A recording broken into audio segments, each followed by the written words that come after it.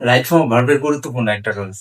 দেখুন, এই রুলসটা হচ্ছে মোডাল ভার্বের পরে ভার্বের প্রেজেন্ট ফর্ম বসে। সর্বদাই মনে রাখবেন, কোনো বাক্যে যদি মডাল ভার্ব গুলো দেখতে পান আর তারপরে যদি ভার্ব বসাতে হয়, তাহলে সেখানে আপনি ভার্বের প্রেজেন্ট ফর্ম বসাবেন, অর্থাৎ বি ওয়ান বসাবেন। দেখুন মডাল ভার্ব গুলো আমরা দেখে আসি, চলুন।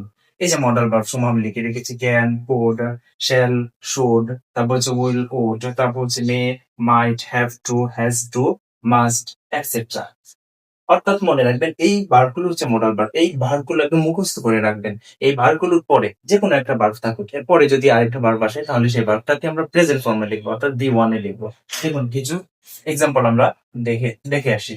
এখানে লেখা আছে he can do the work, সে কাজটি করতে পারে। এখানে হচ্ছে ক্যান হচ্ছে একটা মোডাল ভার্ব, এই জন্য তারপরে যে ভার্বটা বসেছে সেটা বি ওয়ানে বসেছে। তারপর উদাহরণটা হচ্ছে, দেখুন এখানে ইউ মাস্ট কাম হোম, তোমার অবশ্যই বাড়ি আসতে হবে। দেখুন মাস্ট হচ্ছে একটা মোডাল ভার্ব, এর জন্য তারপর কাম ফ্রম বসেছে, অর্থাৎ প্রেজেন্ট ফর্মটা বসেছে। তারপর হচ্ছে দেখুন, he shall go to the school, এখানে শ্যাল হচ্ছে একটা মোডাল ভার্ব, এই জন্য তারপরে যে ভার্বটা বসেছে সেটা এই গো ভার্ব, অর্থাৎ প্রেজেন্ট ফর্মে বসেছে, বি ওয়ান বসেছে।